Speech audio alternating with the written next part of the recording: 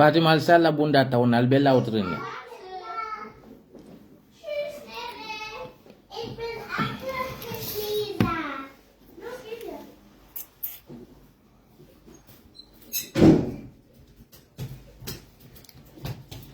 Hey, Almuru. Papa, wir müssen nach Hause. Almuru. Bei Facebook la Almuru. Wir gehen ganz schnell. Alduntene. Okay. Nein, hier. Hier.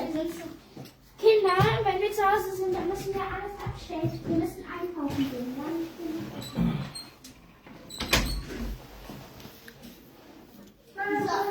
Anila mansana mandoko kya jindi. Aldan Kinder simaje. Und jetzt hier lang, Lenne. Hier ist jetzt die Haut.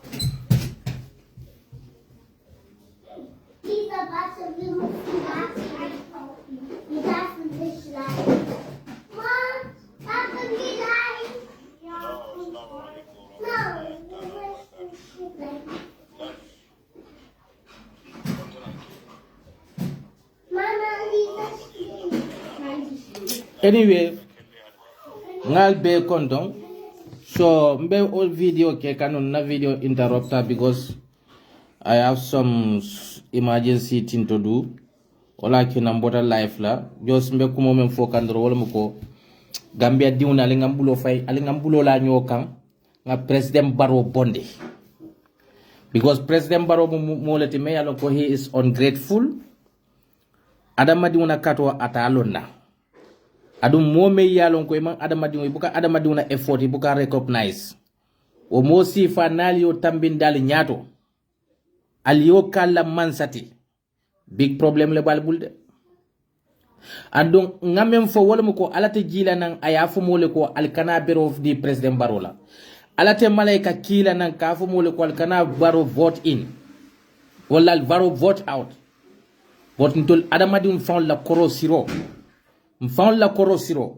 Wala nyanta dila na bigos alay sondo mo din na le puru nga kemira lalti ay nyal din nga ke korosir lalti ay hakilo din na puru nga wokol ta ke kis fo president du molo mu meya lonko asinyim banko sambanole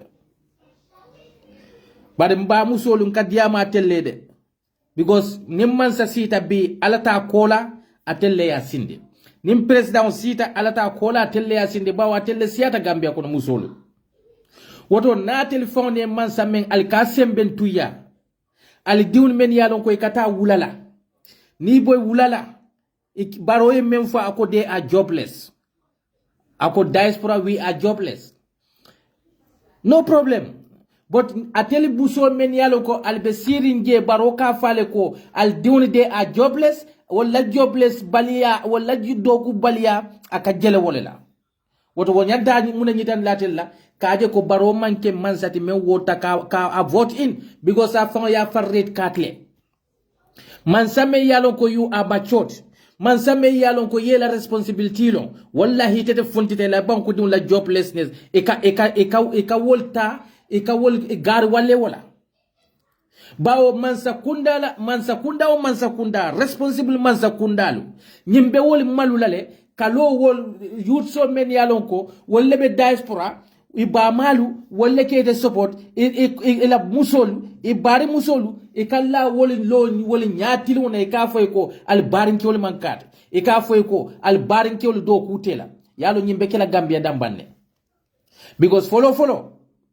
wo barin kewo men yalo ko walla wo muso men yalo ko be siri diuni ikafo ko de a jobless ika jelela wado ku balela wolle fisiyate di President Barrow wolle fisiyate te diuti President Barrow bawo ite felentini Gambia ko men ngamen fo Gambia taxpayers Gambia diaspora sila remittances 2021 bawo ni tata leptano to barola mansa kunde ka mune foye wolo mu ko ika foye ne ko iko corona ni leptano to felta iko corona balwo da ko lata iko corona pandemic jaralo man so ko corona pandemic bar corona pandemic na lawo ko be ka wo diaspora so men yalo ko gara walle iko they are jobless, they don't even chicken house, they don't have it in Gambia but wol nila wo jobless balia be ike la bantale ila las kodol men bebulu ika make so le ba manuel wol konkoto kanela wo diaspora so men yalon ko bum fante bulu ika make so le ko iba manyolu idoko manyolu ikonkoto kanatela ni ba manyole problem soto ike la bande nyawnya ila la sent ikole tikaka ki ba manyole bari te digo be America kamune ki president baro ndele ka wo kodo menki this year diaspora remittances diaspora sole kodo men dundi Gambia kono nka kodo menki through Western Union nka kodo menki through money transfer nka kodo menki local transfer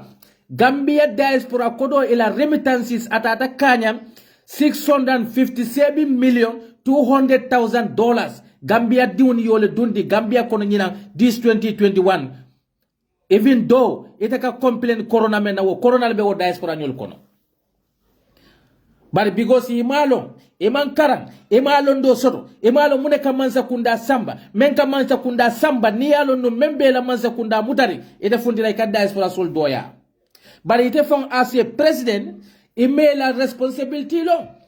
because ni nyanta nyaton kaw nyaton kanyi nyante malula le ka fo kon tela ko mankolu wol man do ku sote ke jele wala atar ko etele la responsibility mu ka do ko create wole ni aje wol be bole tela banko kan ikata wandi banko kan fo be kala je jobless ti woto ete man sakunda you are useless. Our government is useless. Woto Gambia diuni mba musol atelle diuni ke sennan saharala pour bon kamala kaje ko ale life kendo soto kaje ko albe jutuna yamen ko dale bo kono nal kuran dal kal diwle koli hannatar wol kela bantale hanni buka do mor soto bade ke fambali ye last sentiment soto bulo ko de ka kiatelle kaje ko ka mexico ali yalla ni dia ko soto Gambia kono ite muso me yalon ko be bulo ko ska president baroye ikoto male be tamadula ike male be tamadula wo mo kilon leke ike sacrifice le ila last ko do men dute bulo ko ya kite kaje ko ite lafta men na woyke nin kulli nata al barin kewlum nin futu sidi nata al diwlum ko nata diaspora sollum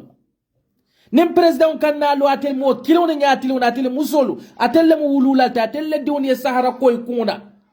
atelle diwni nata ye fankaso koy kuna amankela barakanta yati katu mansa kunda men beje alka atel balu alka mansa kunda men sembentu ya wo mansa kundalu imela jutike idiwni al diwni yalo ko opportunity te bulu Gambia kono wala e bondi Gambia kono kana diaspora jang hanna tari koy jobless ta jan natar malobe president ayalon ko mune mala responsibility ndenga amira ko mobe nyanto fola fo Gambia bela president wo kallo akafo mole ko na banku diwni ibe diaspora le buka do ko so de hani bunte bulu ja baralo president ne gabira nata jamani jang ya sita ya bulo sita koto fay dro kule wa fo fay muneke jamanol ya asita abulo sidi akoto ya samba Gambia abota Gambia tata Angleterre abeje washimani alla kallo bundalla aba fangane ya fa ko akaboso fale 9 times akado ko ke how many hours 8 hours president baro e hakiloto ibata wo bundalo la sumaya ye tochoje ikeda security tije man kumaje iman chicken bum fanso si c'est bon imanol no Gambia bilibe jaman jay e sayndi ebe Angleterre batata wachimani yala je sanji joli be wachimani yala je ko ka boso fale 9 times eni lawo boso fale 9 times be man fello no fanyeje e nyanta ala tendula sara kulol malde bawo e seta Gambia e tara sara kulol ko alonga kala luwasi rent collectuati sara kulol ela buti ka yadi le kita rent collectuati ni ko e bu mena dala si wuli kiliti ake wuli kilin kemelulti ye fanna fa tenne bi teke datili wo diaspora solle men yalon koy ke la bantale men yalon koy ko han sisi bun table bar sisi bun table nyaawonya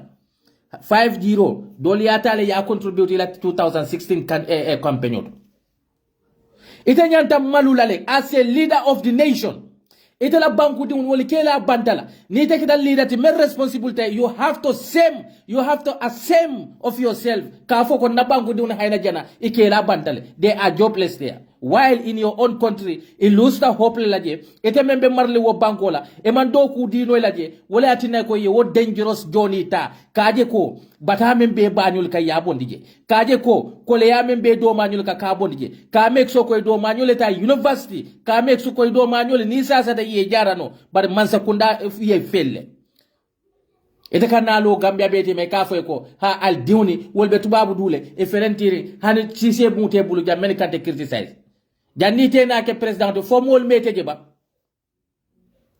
ite lon del ba ma nyul nyaati lona yelon bari musol nyaati lona ite man fen fe way fo ite fon be banku do men yalon ko e borta kole yale e borindi kana wandi bankol kan e kallon del bal nyaati lona ma foy ko dol men be suwo kono wo dindi on men be suwo kono mbela ficcio plan la nyaadi mbe mum plan le lala kaje ko men borta be jobless in Europe do kote ni kane bandi je ite nyanta nyine folantele bañoli bari wo diaspora solde ye men contribute $657,200 diaspora remittances this 2021 niyo falen Gambia ko dola nin dola be $50 le o betala 32 billion tan saba anim fula dala so million kemese million taworo diaspora sol yole dundi this 2021 because ye la mansa kundara responsibility malo ite kukili yole le ko sa iko yes wi baro yes ye waram babal dum yeta ye konsusu ebedomo ane samba hakundo ka wo konko yesi eke so konko na mole fayde muneti jam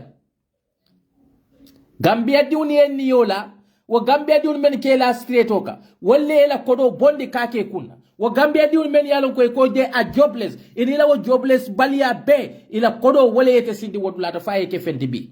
ngaje tebe so konko na Gambia diuni foto Gambia diuni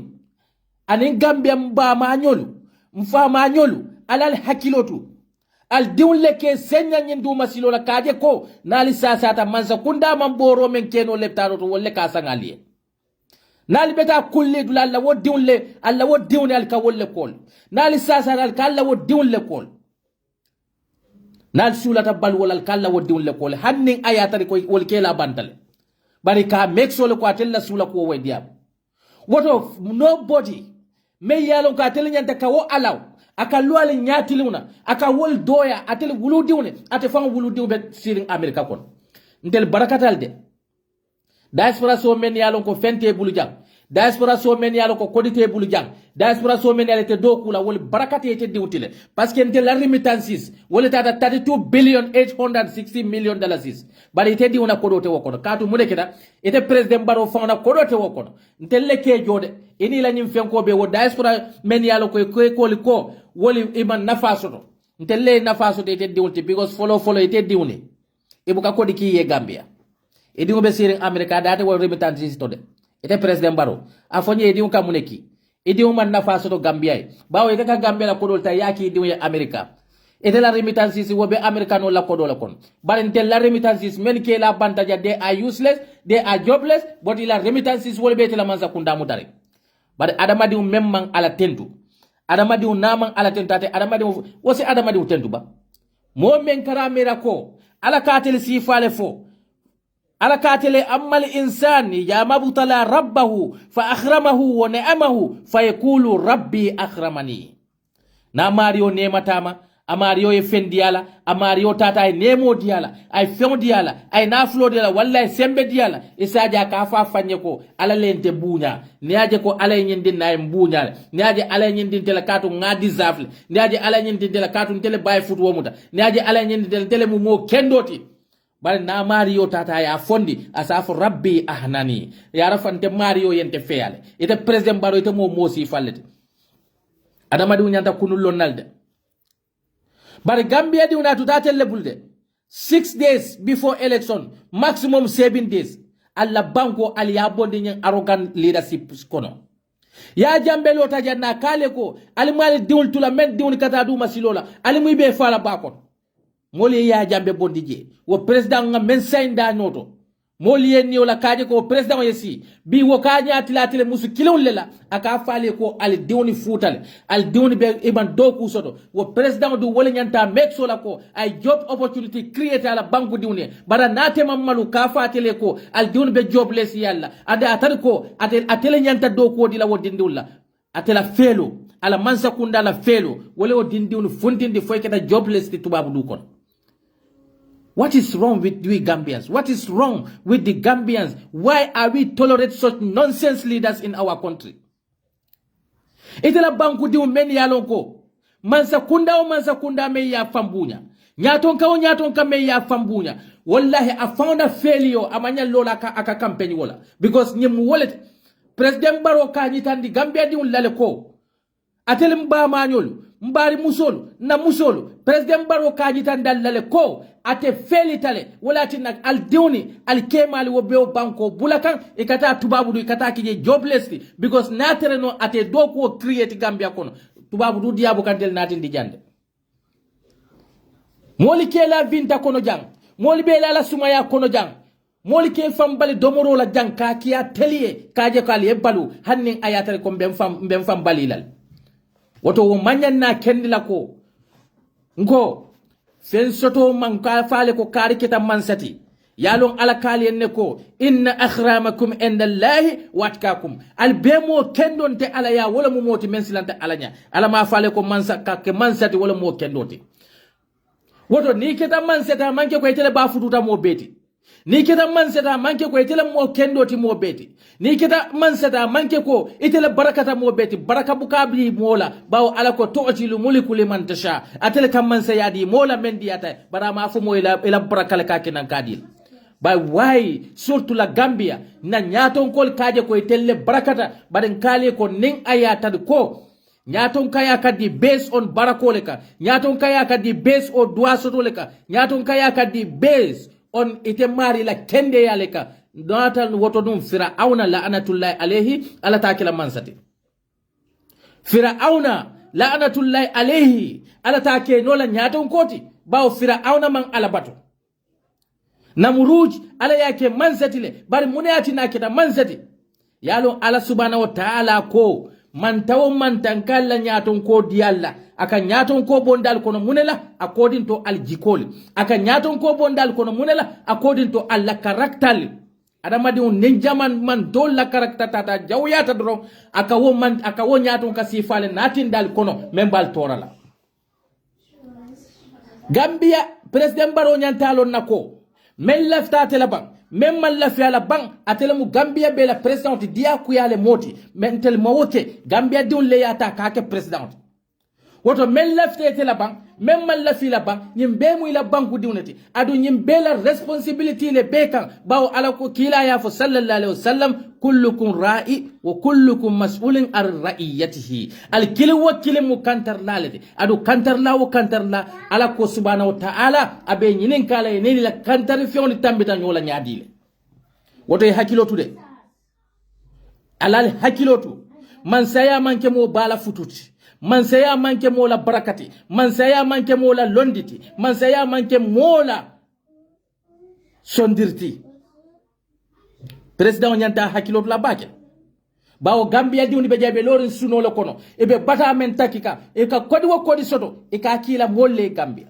hanni fawni be la bantale hanni mbunte fawni bul bari ka meksole badi men be Gambia wole tar goti life kono nga modol je jang adamadi dol be jang ndo ma dol be jang ngoto ma dol be jang wol be conditiono men kono e be la kodo nyini ka conditiono men kono yol tari be nyame yela mortal soko ne be nyame wallahi nyanta tamalal tentulale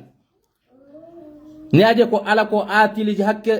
hakketil dil qurba wal yatama wal masakina wa ibn sabil munati nay tamala bulaje ala ko alal badin sutun la hakol dila alal signol la hakol dila al yatimol la hakol dila nalni bentadulado baral si tamala men fana yalwo ibn sabil mo men fundita ka nyindiro ke alala siloka ali fana na hakko dila woto tamala be alala siloka men fundita kala mol balundi mo men fundita kala mol dahandi hannin ayatar ko ete ko jama be jade a jobless wallahi president baro ite manyan no fula ite mu Gambia be la president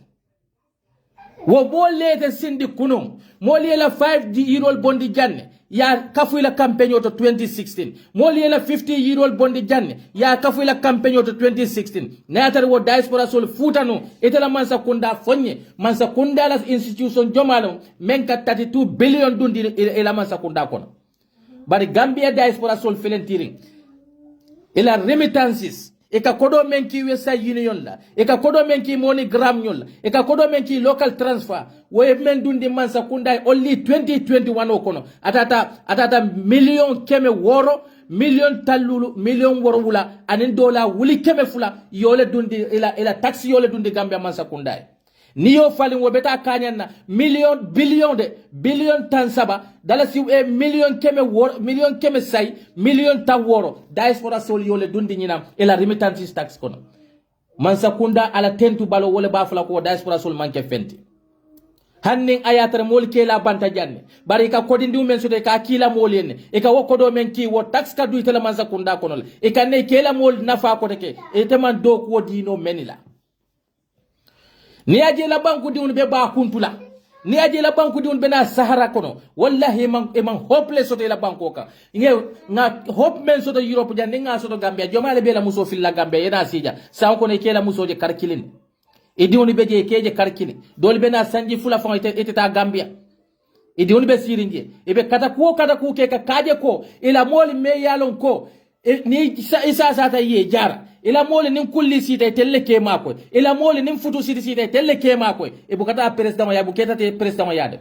bari te diwbe sirin America ka jolle ki ye Gambia kon hani bututo abuka ki yeje itele ka kodo bondi Gambia yaki itebe America mansa kundale nafaka bari men be jay ke la banda wol be Gambia mansa kundale nafaka bawe ka kodo ki Gambia le ila remittances ka dun Gambia la kono woto adamadi mu nyanta ka adamadi mu jayi ay ko menke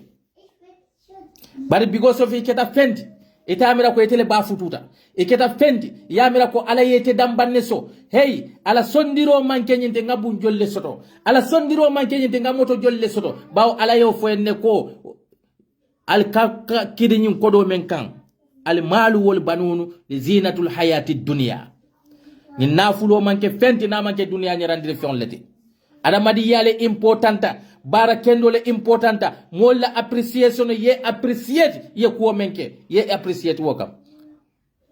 bari ateli men yalon ko ateli musol men be sirin suwo kono al kenyoli wolle be diaspora al diwni wolle be diaspora ina ta diaspora ina ta do masilolla e jama be je ye sense de sato be dengiro sirnyam ye sem fankaso la kaje ko ye beta conditiono natindi la family kono hannin ayatra sise bunte wolbul wol kela bandale mo be so fo president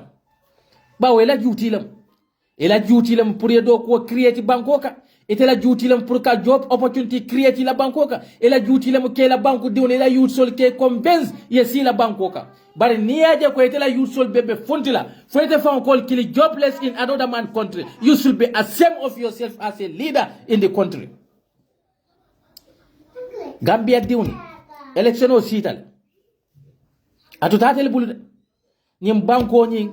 al salon ko al atelmen yalon ko you are 40 years above. This election is not about you. Nibe sanji tanani we sandola ebeta ka dindon lela feature decide ka men yalon ko they are unborn child dindon men ma wulu follow wo dindon men be no school e kata wole la feature decide wo dindon men yalon ko ebeta ka grade 6 ebe wole la feature decide ka not about you them follow your emotion to destroy that country. Gambia is in wrong hand. Gambia be wrong hand le kono abe more level many aloko they have no respect for their citizens. They have no respect how the kind of difficulty that their youths are going through. All they care about is their families. Their families. So Gambia diuni, Gambia musolu ali balafali diuni, Gambia musolu ali kana mansal sembentu ya many aloko wale kana Kenya tilal diunla. Ike doya watar ko itel mansa kunda la felio wala kinebe wo ibe nyatire na wodinde la bibe doya la itel diunle o minister soli yalo ite diun kila mo furun la itel le ka kodo bondi ntel ka kodo bondi ngadim fañol la ntel ka kodo bondi ngadim bañol la ntel ka kodo bondi ngadim bari musolla bari itel ka kodo bondi kadi diun la woton tele ala tentulo bawon tele kam famañol dañine ntel le kam famañol makoy ntel le kam bañol makoy bari maje itel balni falle ka kodo ki itel diuni ndel ni tel jomalle diwne ala tentu ba futa nyaaw nyantel ka kodo kinna moliyen bari tel fañol le ka kodo ki diwne president baro le ka kodo ki a diwye America membe karawna je ndefate ko di kila nya jambate ko di kila ka ko di tebul andu deson na fane kodo bondi Gambia ka kinye jam hanna be bul mo jolle be Gambia men be je bu ka do boro sotono mo jolle be Gambia men be je buka karambu jo sotono nde as a man jannim bafula na perensolal kodo kinyeda I will prefer to struggle to feed myself than ngafo na perensolal kodo kinyeda but president baro diuna kodo kabo president baro la bulo wala bama fatu babaro wasina lo atel musol nyatiluna ikal diuni doya ikal atel musol nyatiluna yal kemañol doya albe bulo kosla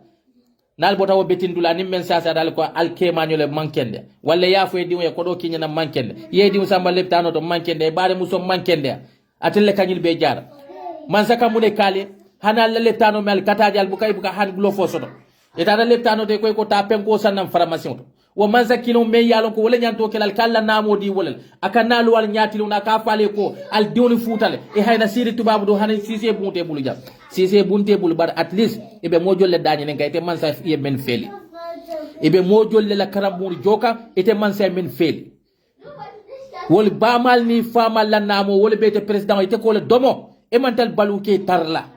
junube kodo haram kodo corruption kodo ibe baluka wolel ita sina yafu wole ko they are useless inene mete dane maybe be molle man like Ahmad Jite Nyoli they are the useless youths those Ahmad Jite Salif Kemo Baro and Lamin S Demba Nyimma Kinte Nyoli these are the useless diasporans men yalon ko ni tata Gambia e ka depend mansa kundaka hani be moto men borenda mansa kundala kadila ye duniya mo hakil tu balati nin saya dunia te fenti adamadi unyante hakilotula wallahi dunia te fenti bari nin dunia fanande adamadi unyantalo nako ikela alkiyamo doku nin dunia le kono bari ikela alkiyamo fanan tinya nin dunia le kono ngoni mo fata alkiyama barate je ebe ba alkiyama de doku teje ni fata nin dunia ja bat lonnal yole fay koy jamata la abdu qata amalu kullu illa salasa nin adamadi mu fata la baro be kunta fo bara saba wo bara saba wo fana jomalle bo kono wala mu al waladi salihah dinkendo me alokate sunyaro kela dinkendo me alokate faniya fula dinkendo me alokate nafikiya kela ako nyille tutete ko man nin adamadi way fata al ilmu alladhi muntafi annas londo me yalon ko be mol nafala yelon di kendo le tuy ko maja di mo mol be nafaka wala ne mo be futale mal o sadakatul jar ye kolon lesi ye gadi no lesi bar wo fana e halalo lat ye banko bela kodo sunya ye ta kolon singe ye banko bela nafulo sunya ila ye million tan sunya mol kodo ye ta ye wuli kilon ta ye kolon sin wala o manke sadakatul jari ala kila ya fule sallallahu alaihi wasallam ala fon ya fule ago inna Allahu tayyibun la yaqbalu illa tayyib ala mu man salati man sa senum ba abuka femuta mem man senia ye fani ya fo itata ye mola na fulo dabar itata ye million ta yeta wuli kemota ye kolon sin wala ko sadakatul jari be fanne neneka alamadi ya hakilotu nyim position o te fenti nyim place o te fenti saya al salon ko ebe ni eta so mem belo ka ebe banko bela na fulo kafla nyoma ebe eta si lulu lola ebe eta si woro lola ebe si no kan kompenna ebe si so konko ne be nektayal sitila jalol be kumale may ba fule ko etele fadiul danna etele ale barako ale mum barakale ke mo men ka fo e bala duwale jabita ite bala duwa wo baduwa jabi sifa alkada jabi nim badi misilmol ye banko bela kodota ebe bunjang loka wala mol ka fo barakadi una muyti ite nyon dim furu te kere baw ala ko ne ko la taakul amwalakum bainakum bil batila alkana nyola na flota kado mo batare ya kono alkana nyola na flota kado mo tilimbali ya kono ite kilin ka banko bela na flota e kata moto sangala million tan mol be lari leptano to man jio fonso do ordinary water ite be bulari moto kono men yete bulado kola e be bulari moto kono wo moto nyin akosita 10 million nela bari la banku diwni haynebe kumbo ka jiola jiome yalo ko sati o bebe kumbo kan jiola ne 600,000 bondi ben sati o be sopla la jiola bari yo sati o be bal jiola me yalo ko 600,000 fewnam yeta moto sa 2 million moli ka fay koy bay foot wala muta Fatima wuliyete la fewn dum e benata ka daral vi ham no 15 minutes acha wuliyete la fewn dum etaria vi am kein site. Ja, ist egal. Te la fin du. Wir haben nur 15 Minuten. Ist jetzt, oh ja. Ist 14 Uhr, ja. Nein, du bleib hier. Ich bring die Fatima in Dara. Fatima, Tela Feldum, wir haben keine Zeit. Du bleibst hier. Ich bring nur Fatima in Dara und dann komme ich wieder zurück, ja? Ich darf nicht. Ja, weil es kalt draußen. Fatima, isi da soro noba. Ela Feldum tariake, jani mol bena spetla. So, ite killing yeta moto san 10 million. Ite killing yeta moto say 8 million. Molbe kumbo kan santote ka ite eni wo 10 million moto yeta alo wol nyatiluna ite president e buke mira wala ye moto tan sababu landi no ma moto kilu wo moto killing ako sita minimum $1 million. Ebe mo men maraka wol kata alo nyatiluna ka fay ko ntel la jaji ko wala mun na problème wo jiyo me yalon ka hantambila 600,000 isi bo holo sin sate o be na fala bari ka wo be igno e kata ka 10 million moto sa e ka 5 million moto sa e ka di mo kiluna mol ba fule ko man sa kendo la muyti fayama ko ala nyaatela ala yeke marli lalati e nyanta tilini la marli fiol temal yola fode lonna le afode ko kullukum ra'i wa kullukum mas'ulun an ra'iyati al bemu kantar la bat kantar la wo kantar la ala be nyinin kale la kantar fiol la al kiyama do kar nyolle ko ngani keten woto jede hiki ten no ala data hiki koto de bawo ala ko ne fas alu ahli dhikra in kuntum la ta'lamuna allonna li nyininka ni malo mo ma excuse soto alaya walakin alaya ko enda ma kale ko yawma la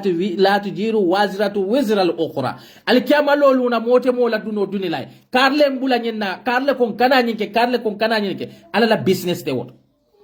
bawo nabiyo mol nate kan ay lonnal fenkele bawo ala ko ni temalo mol nyinin ka men yalo bawo lonnal be kono le ko ite wol nyinin kala ebe ko ke ka mendiyate ebe banko la na floti nyaka mol be bulo ko sele ka fle ko e baye diwna wulu pour suñaro kam ebe suñaro lay ka fay baye diwna wulu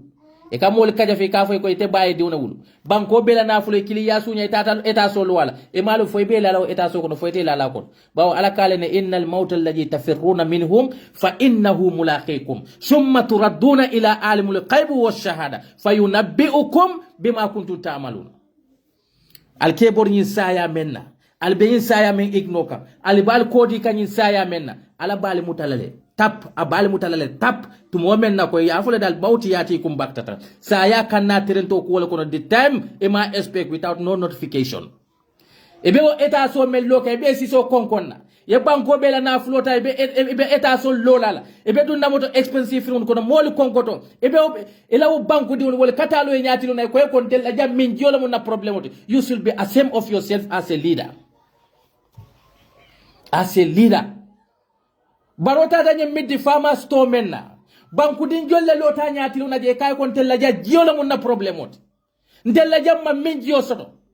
bari nate baro yala sorandi njubay moto konti ni moto be molle nyimbe sanye ni ndemu lida kendoti ni ko be moto tan sabasa na moto kili 1 million nka foy ko al moto tan lulu sa tan lulu do al yadi na ngamoli mako ya bara tobe kala ete be larim fanal kono e be larim e fenkol e be fen fuarol al hinal fanna Fatima Snell.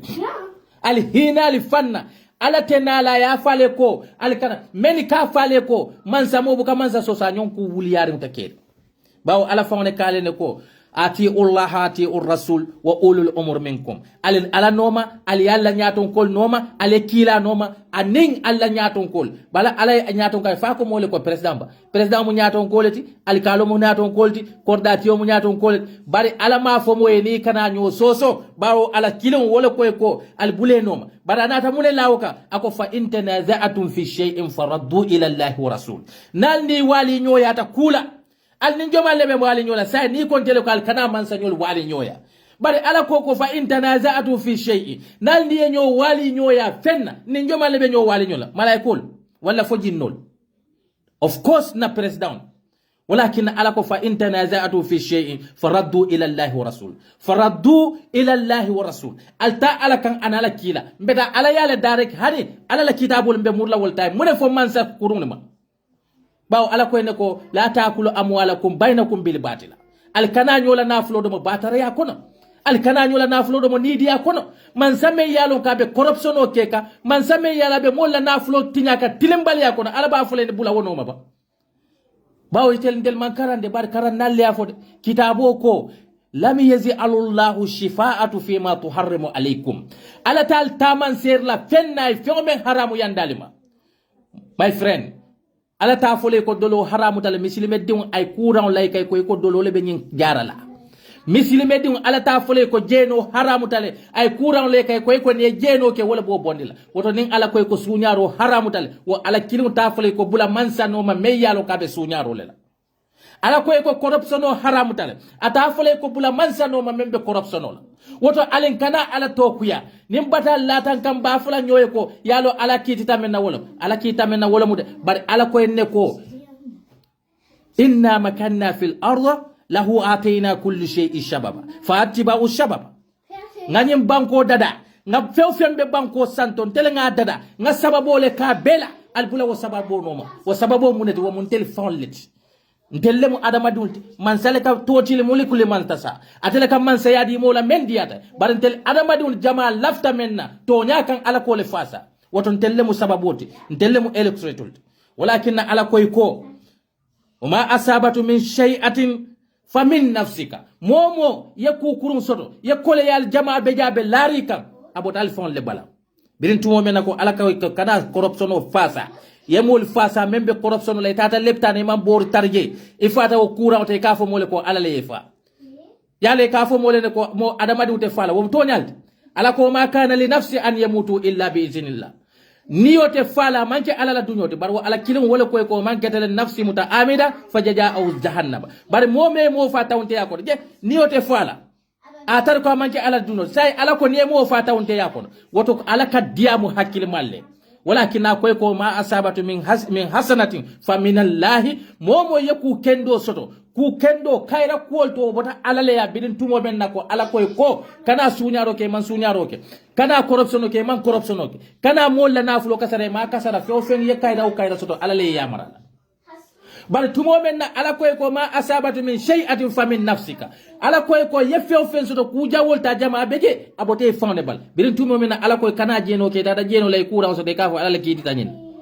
ha ala koy ko kana suñaro ke suñaro itata ke ye mutage ye bute e kafo mole ala ki dital wonyo kunta yalla beke man salbe kuriya lalla al kafo mole ko ala ko ngam mansa fasa ala dum mafo ko suratul luqman ko attabi'u shabila man anaba ilayya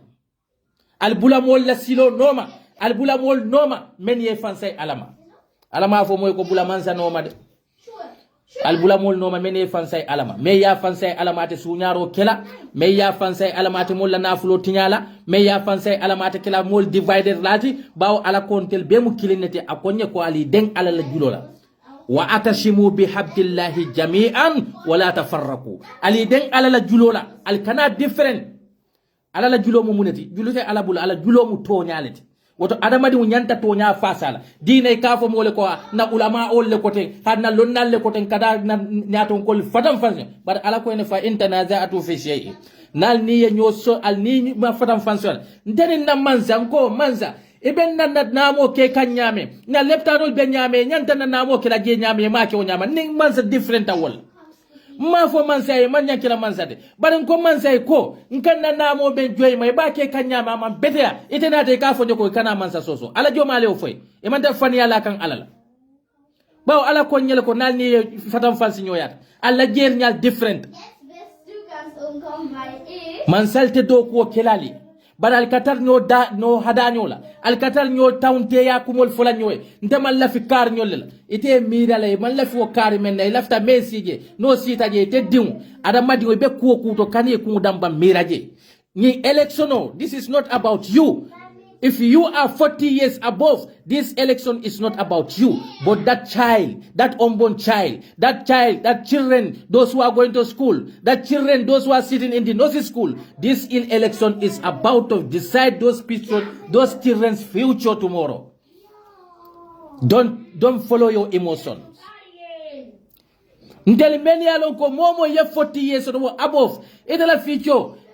Until la molio decide le kombe fal kanto le kela. Namoli a decide kombe suna kantol le kela meni e bero fay wotu mo woli a decide le kontol be kela fal kam mutala leti meni a decide woli a decide le kontol be kela jamba tutu fele la leti duma kerem bayo bari te kana decide kote ke kana no da one future decide ka fo ko sama e be continue la fal kam mutol fen decide ay men falka muto te kilindi jawara la wato la ya decide le kontel be kala falka mutala leti wala ya jambe nata wol men parents wol dol ya decide ko it di be grown up la dictatorship le ko but ite men beta decide la sign kana ta decide pour di grown up corruption ko don't think about Dabo e men balu duwa yo balu Dabo is 70 years plus duwa foye 70 years soto Dabo mantara la ficho noma ala ficho ala hajite woto because I men balu wo kanyantale bari it think about that child ila Dabo konnante ya wo kana dindi me yalo ka kono ba bala kano dundi fen kono sama memba toral because of Dabo la kuo kana dindi membe ta kan no si school kana Dabo fight ka wodundi wo problem wo kono membe na sama. This election is to decide the future of our unborn children. Na banko be corruption no men kono rappan corruption no membe Gambia kono mbe ngalon. Let us stick together. Tonya mbele den da banko la na jerinyal te keno la kilin. Bar nana ta tonya la linga tonya fasa na tonya sabati ni na banko ka. Malafi leader so la men yalon ko ye banko you sol felle e man son ku kele e kanalo platform wolte ka fo mole ko al dun hayna tubabu di be jobless yala je tan si se bonte bulu Gambia. President onyan do fola ang tanga mi la tela malole mu woti kaje ko na banku diwna hayna jena be jobless ringe atare ko atare fel taka do ko di wol nay do ko di wol nas keno wol jama be je na do masilo la yete fam faje baratire musol men yalo al kata tiuto atelle ka sor somanda kata gadi nolto natel be bulo ko sila president ya be abal diwni kajafila al natel sulata fenal ka wodi wol l'école al ya foy ko al ma koy kulli ndiw kol kulli mbingirum kol futu siti mbetani tekila mbetani nel president buka kale de bar men ka kale bi aka lo al nyaati wona ka wolle doya aka wolle kajafi aka wolle ke jele fonte aka tara tele mu jele fonte a fauna ala leadership weakness ala leadership failure akole expose Gambia di wona ka fale ko de felital wala ki namando ko dino al diunla foy fele kata du masilola al kabulo ko su wala Gambia fonga na attitude change nin ko ngal leader kendol soto bawo ala ko manta aka leader sol dialla me yalon ka according to your character and the attitude of that nation of that society falsal jikol falin nin kondante man la fi dawole tele la fi dabale ya dawole we dabo to ramune 70 years old man but don't you ite mirale diu fana ko la sombal bulala benata ka darale bendiu samba kan dara na keta nyamen dron fonyo wato ko inshallah ala baraka